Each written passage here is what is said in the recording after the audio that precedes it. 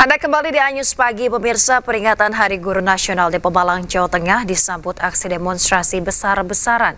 Ratusan guru honorer menggeruduk pendopo kabupaten menuntut penerbitan SK Dinas dan penataan data pokok pendidikan. Memfasilitasi guru, saya juga guru, Pak. Ratusan guru honorer mendatangi pendopo Kabupaten Pemalang, Jawa Tengah. Aksi bertepatan dengan peringatan Hari Guru Nasional. Massa membawa poster dan spanduk. Mereka menyampaikan keluhan atas ketidakpastian status kerja. Beberapa perwakilan guru berorasi menyuarakan keluhan mereka seperti SK yang tidak diterbitkan. Menanggapi aksi demonstrasi, Dinas Pendidikan dan Kebudayaan Pemalang menegaskan bahwa penundaan penertiban SK bukan sengaja dilakukan. Masuk terakhir, Pak, untuk pendataan DES berkali-kali sudah dilaksanakan, tapi belum ada tindakan sama sekali dari pemerintah daerah Pemalang. Syaratnya apa sih harusnya sih? Syaratnya minimal 2 tahun untuk masa pengabdian. Untuk yang terkait SK ini, kami selaku Kepala Dinas, karena regulasinya sudah jelas di sana, Undang-Undang Nomor 20 Tahun 2023 di Pasar 65 itu tidak boleh untuk angkat honorer setelah tanggal itu. Kami nggak bisa mengeluarkan surat itu. Setelah menyampaikan orasi dan menyerahkan dokumen tuntutan, ratusan guru honorer kemudian membubarkan diri. Dari Kabupaten Pemalang, Jawa Tengah, Suryono Soekarno, iNews melaporkan. Sementara itu, pemirsa, Menteri Pendidikan Dasar dan Menengah Abdul Muti membagikan sejumlah pencapaian pemerintahan Presiden Prabowo di bidang pendidikan. Abdul Muti tegaskan pemerintah terus berusaha meningkatkan kesejahteraan guru.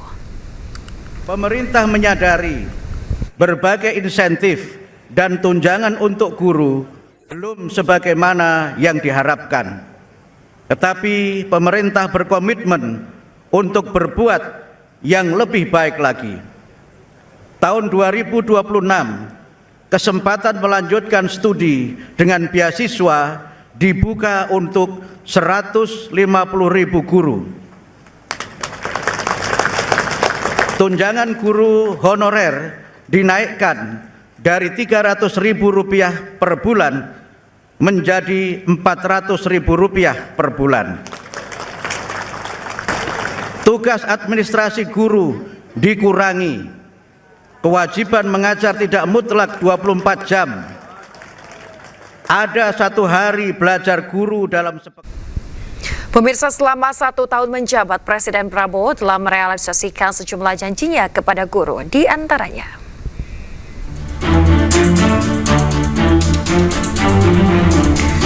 Pertama, penyaluran tunjangan untuk guru ASN dan non-ASN langsung ke rekening guru terkait.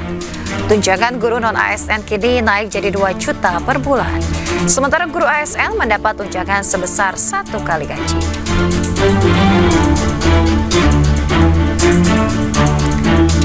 Tidak hanya itu, pemirsa, pemerintah terus tingkatkan kompetensi guru. Di tahun 2025, sebanyak 12.500 guru lulus S1 atau D4. Pada tahun 2026, rencananya ada sebanyak 150.465 guru lulusan S1 atau D4.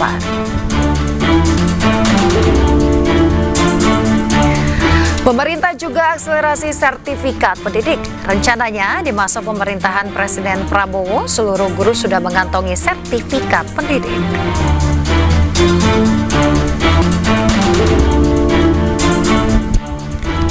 Kepelatihan kepemimpinan guru juga diberikan untuk peningkatan jabatan mereka sebagai kepala sekolah.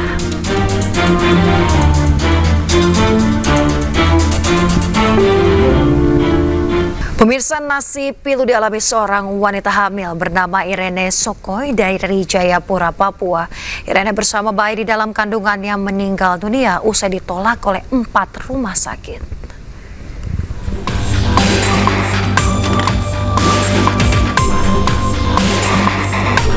Irene Sokoy meninggal dunia bersama anak yang dikandungnya. Irene meregang nyawa setelah mendapat penolakan dari 4 rumah sakit berbeda saat hendak melahirkan. Menurut suami Irene, 3 rumah sakit menolak dan merujuk Irene karena kondisi bayi di dalam kandungannya yang harus dioperasi. Sementara satu rumah sakit lainnya meminta keluarga untuk memberikan uang muka sejumlah 4 juta rupiah, padahal korban sudah mendaftar melalui BPJS. Administrasinya udah jadi bapak masuk, bilang berapa ininya. Dengan dia punya ruangan yang untuk BPJS ini lagi full, jadi harus VIP dulu. Atas kasus ini, Gubernur Papua berjanji akan mencopot 2 direktur rumah sakit, yaitu Rumah Sakit Yowari dan Rumah Sakit AB Pura. Selain itu, Gubernur juga akan melakukan evaluasi dan menindak tegas tenaga medis yang menolak pasien. Layanan kesehatan bagi ibu dan anak jangan coba-coba main-main. Jangan lihat dia datang dia punya uang atau tidak, layani dulu. Urusan itu urusan saya sebagai gubernur dan nanti para bupati. Sementara itu, Presiden Prabowo Subianto meminta Kementerian Dalam Negeri untuk mengevaluasi kasus ini. Pemerintah akan segera melakukan audit dan melakukan evaluasi pelayanan seluruh rumah sakit di Jayapura. Saya melapor pada beliau. Jadi antaranya itu perintah beliau untuk segera lakukan perbaikan audit, dan saya sudah nyampaikan saya sudah komunikasi dengan gubernur sudah. Saya minta gubernur, begitu saya dapat informasi gubernur Pak Matias Fakiri sesegera mungkin ke rumah korban, keluarga korban, semua dibantu. Yang kedua melakukan audit internal masalahnya di mana. Dikumpulkan rumah sakit itu, termasuk juga pejabat-pejabat yang di dinas pendidikan. Pemerintah berharap kasus penolakan pasien alur rumah sakit tidak lagi terjadi di Indonesia. Dari Jayapura, Papua, Cornelia Mudumi, iNews melaporkan.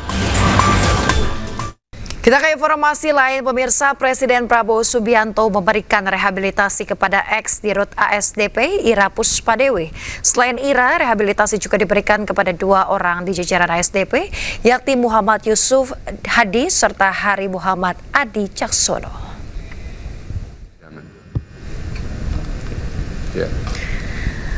Pada 20 November lalu, mantan Direktur Utama PT Angkutan Sungai Danau dan Penyeberangan ASDP Indonesia Ferry, Ira Puspadewi divonis 4,5 tahun penjara dan juga denda 500 juta rupiah oleh Majelis Hakim PN Jakarta Pusat. Ira terbukti bersalah dalam kasus korupsi terkait proses kerjasama usaha dan akuisisi PT Jembatan Nusantara tahun 2019 hingga 2022. Majelis Hakim juga memvonis 2 orang lain, yakni Direktur Komersial dan Pelayanan PT ASDP Muhammad Yusuf, serta mantan Direktur Perencanaan dan Pengembangan PT ASDP Hari Muhammad Adi Caksono. Keduanya masing-masing divonis 4 tahun penjara dan denda 250 juta rupiah. Kini ketiganya mendapatkan rehabilitasi dari Presiden Prabowo Subianto. Penuntut umum untuk membuka Terhadap perkara nomor 68 Pitsus TPK 2025 PN Jakarta Pusat atas nama Ira Puspadewi, Muhammad Yusuf Hadi, Hari Muhammad Adi Caksono. Dari hasil komunikasi dengan pihak pemerintah, alhamdulillah pada hari ini Presiden Republik Indonesia Bapak Prabowo Subianto telah menandatangani surat rehabilitasi terhadap 3 nama tersebut, dan ini surat sudah dikeluarkan dan ditandatangani oleh Presiden. Pemirsa, usai pengumuman pemberian rehabilitasi dari Presiden Prabowo Subianto, pengacara Ira Puspadewi mendatangi gedung KPK.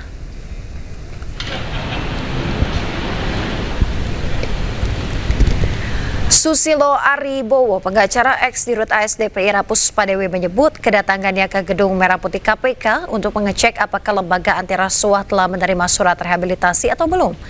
Jika sudah, ia meminta pembebasan terhadap kliennya dilakukan malam kemarin. Akan mengecek apakah surat itu sudah sampai atau belum. Oh gitu ya. Ya, kalau memang sudah sampai tentu kan kita akan mengajukan pembebasan terhadap. Dan itu hari ini, malam ini yang berharapnya ya? Harapan saya malam ini gitu. Tentunya kalau saya juga belum tahu suratnya, saya juga belum menerima. Kalau memang dari KPK sudah menerima, tentunya kan harus. Pemirsa, pemberian rehabilitasi sebagaimana dengan amnesti dan abolisi merupakan kewenangan Presiden dengan mempertimbangkan Mahkamah Agung. Dan berikut pengertian rehabilitasi berdasarkan Pasal 1 Angka 23 Kitab Undang-Undang Hukum Acara Pidana.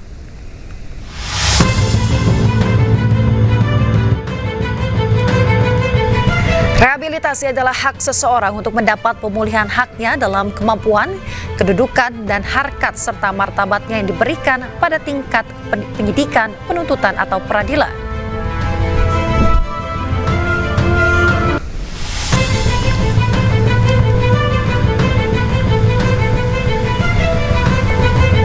Pemulihan tersebut diberikan karena seseorang ditangkap, ditahan, dituntut, ataupun diadili tanpa alasan yang berdasarkan undang-undang atau kekeliruan mengenai orangnya atau hukum yang diterapkan.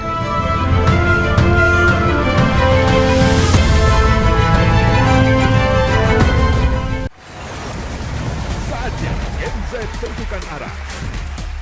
Siap bersuara? Dialog inspiratif bersama narasumber terkemuka. Audisi calon jurnalis muda iNews, live stage performance musisi tanah air. Dimeriahkan oleh, dipandu oleh. Jangan lewatkan iNews Media Group Campus Connect, Connecting Ideas, Inspiring Future.